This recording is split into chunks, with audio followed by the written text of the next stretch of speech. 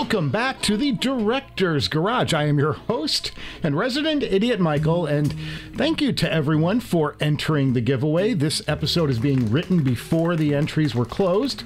It's a little Back to the Future moment, if you will.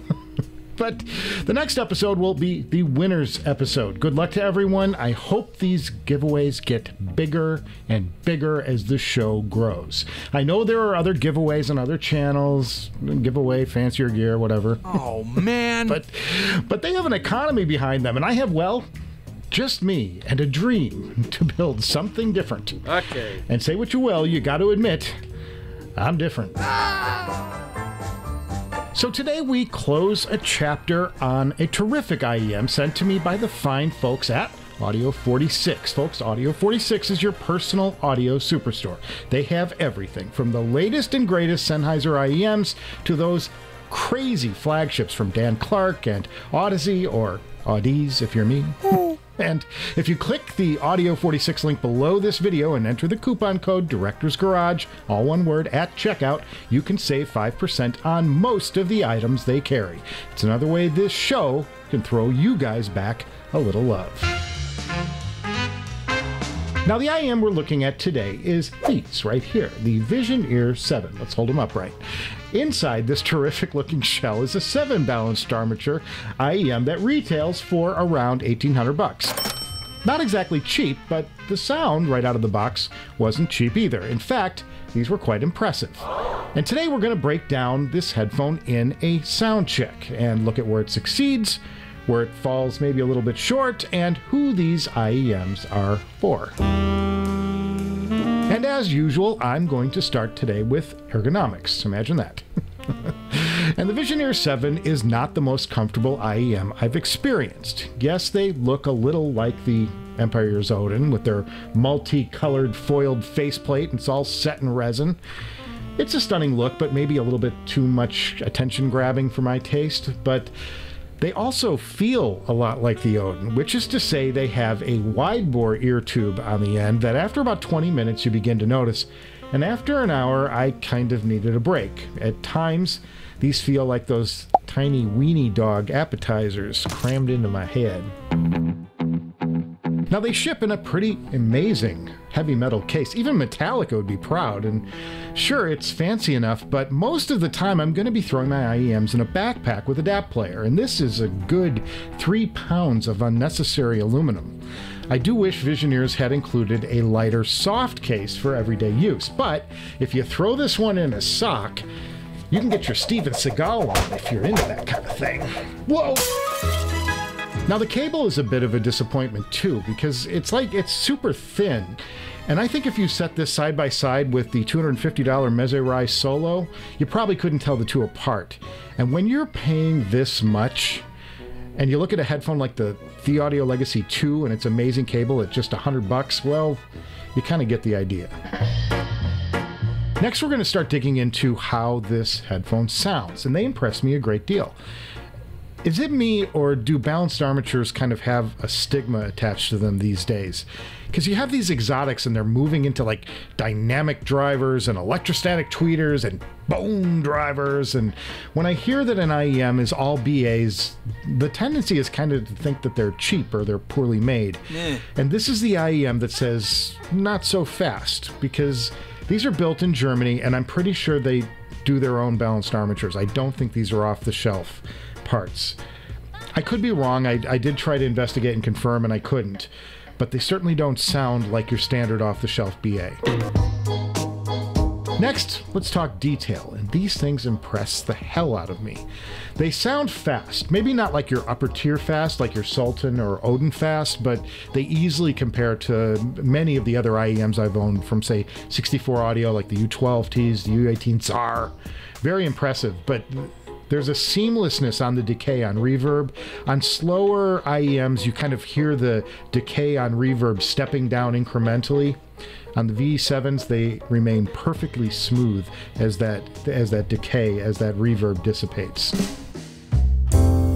Even more impressive is the imaging, and it's one of the very first things I locked onto when I put these in my ears.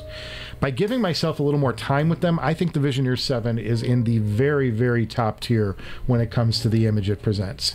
Very precise. There's a depth to these that many other IEMs lack. I'm talking that far away to close effect. There's layers to it.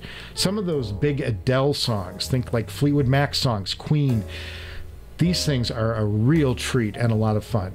I think I said at one point these sound expensive. Well, it's that layered image, I think, that makes them sound so rich.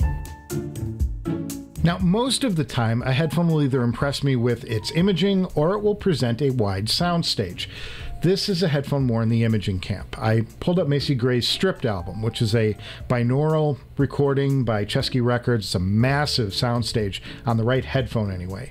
I wasn't turned off by the VE7. It was pretty decent, but it wasn't exactly impressive either. I was again more blown away by the precision of the image, which, if I haven't mentioned, spectacular. Dynamics are just okay, and they might be the weakest part of this IEM, to be honest with you. I was just never jolted or surprised the way I am with some of those dynamic driver dynamos, you know. Even the less expensive dynamic driver IEMs leave a, pretty good impression on me.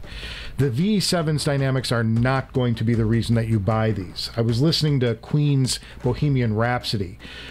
That's a song with a shock and awe ability, you know what I mean? Things impact hard, and there are drum fills that spread across the soundstage. You just don't get that impressive effect on these. It's more of a nice, smooth, and even sound. But now it's time to get into sound structure. Just went country on a whim. And you know what that means? It means bass, mids, and treble. Exactly in that order, I swear. You got it? I got it! Whatever. So let's start with the bass. And again, I would say the same thing. It's a rich, layered sound. I'd sound like a broken record on this headphone. Rich and layered. That's what this does. And it's got good detail throughout the bass, but it just doesn't dig quite as deep in the way that, say, the Noble Audio Sultan or even the ridiculously underpriced The Audio Legacy 2 does.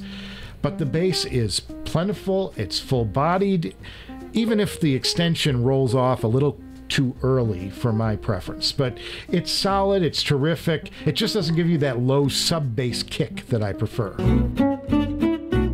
Mids are gorgeous on the Visioneer 7. Maybe the best thing that it does, that and the imaging. There's no congestion I could hear thanks to the speed of the balanced armatures. Clean. Clean is a word that I keep coming back to with this. The mids are clean. Everything is clean on the Visioneer 7. A good rich vocal like a Frank Sinatra sounds just terrific.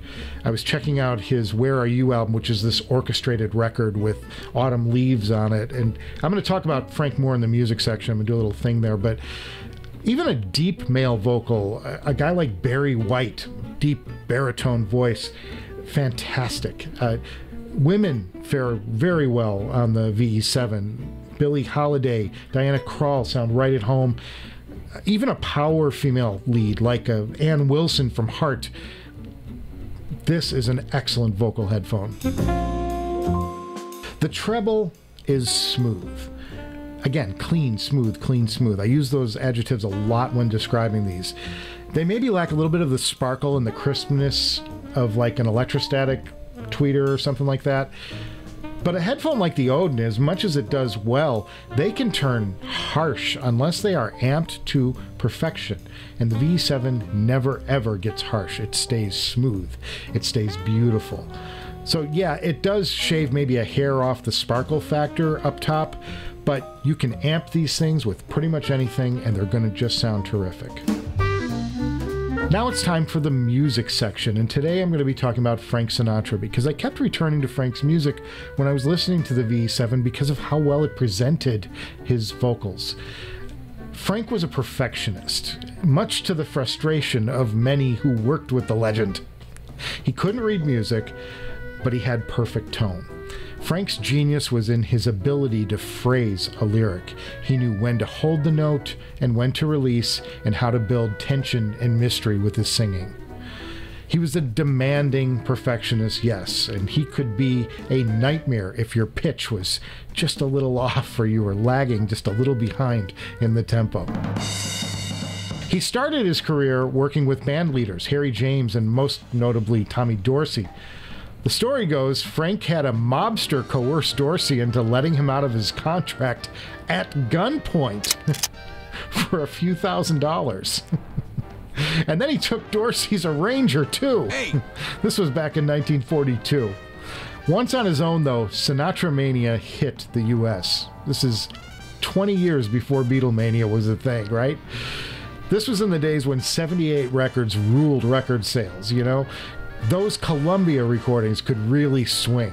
They're mono, but perfectly charming if you can find a good mastering like the 1993 collection. By the end of the 40s, Frank was in financial trouble. He owed back taxes. Columbia had to give him a loan to pay them. His reputation then took a hit when reports broke out that he'd had an affair with Ava Gardner. And then his career hit an all-time low when his publicist George Evans died in 1950. His audiences were shrinking, and he turned into the next decade looking for a lift. And he would get that lift when he got a new contract with Capitol Records. Frank signed with Capitol in 1953. It happened to coincide with the film From Here to Eternity. Frank won an Oscar for his role in it, and he went into Capitol Studio C paired with Nelson Riddle, a conductor who'd arranged and worked with Nat King Cole. Their first recording, I've Got the World on a String, and Frank was back. He recorded the majority of his hits with Capitol, including Come Fly With Me. This and his reprise years were my favorite Sinatra eras. The Capitol recordings are just amazing. When you have Frank's gorgeous vocals on a song like I've Got You Under My Skin, combined with a big band behind him, recorded in iconic Studio A, there's a space and imaging things that pop all over the soundstage, and Frank's vocal anchoring it all together. It's a total win on the Visioneer 7. I loved this experience. Frank would leave Capitol after a feud with Alan Livingston, who not only ran Capitol, but he also created Bozo the Clown and the TV series Bonanza. Anyway, Frank left after a little dispute to form his own label in 1960. He formed Reprise Records, which is where Frank earned the moniker Chairman of the Board. The studio is just a 5-minute drive from Capitol's iconic building. I've been inside both of these studios, and they feel like hallowed ground. There's an air when you walk into them. There's a vibration when you stand in them. You feel like you're in a special place. At Reprise, Frank's third act was just as impressive, with recordings like That's Life, My Kind of Town, and Strangers in the Night. This is the Brat Pack era. The Beatles may have owned pop music, but Frank was still the king of cool. And his label didn't just feature Frank's big band style. Reprise signed Jimi Hendrix and Joni Mitchell and Neil Young, Frank Zappa and T-Rex. They were doing things at Reprise that would make an impact on the music world. Now, I just love the way the Visioneer 7 handled Frank's vocals. It's why I chose Frank for today's episodes. I hope you like that little mini bio. His rich voice just paired perfectly with the Visioneers. So what we have here is a rich, expensive sounding IEM, which is good because they are expensive. It's a clean sounding headphone with a gorgeous tone curve. They are about natural, but not neutral. Those two words get swapped often in reviews, and they're not the same thing. These are flavored beyond neutral, but everything has a real, rich, natural tone. On the other extreme, they're not about shock and awe. They're about a great listening experience. Do I recommend them? I've heard a lot worse at this price point, and if these are in your sound preference and you can handle the fit, sure, I'll recommend them. But I'd also tell you to first audition the Canera Nana at the $900 price point, because the Nana does some of that shock and awe that the VE7 doesn't, while also giving great dynamic pop, and it has a gorgeous tone curve, and it digs deeper into the sub bass. The Nana is also a way more comfortable fit, so if I were looking at the VE7, I'd probably opt for the Nana and pocket the extra money, or buy a nice cable, or buy a used Stellia Kern DAP, or even pick up the Campfire Andromeda as a supplement to that shock and awe factor of the Nana. In fact, those two headphones together I think are greater than the sum of the VE7's parts. Now, before we go, I got to give a shout out to Audio 46. They supplied me with the VE7s for today's review. And these, I mean, say what you will, they are amazing and they are impressive. There is no question about that. Now, up next, I'm going to be announcing winners, winners, and winners. 9 of you. And I'm going to throw in a surprise or two, I think, just for fun. Subscribe to the Director's Garage so you don't miss a thing. The little bell, too. That thing's kind of fun. And I will see you before you know it.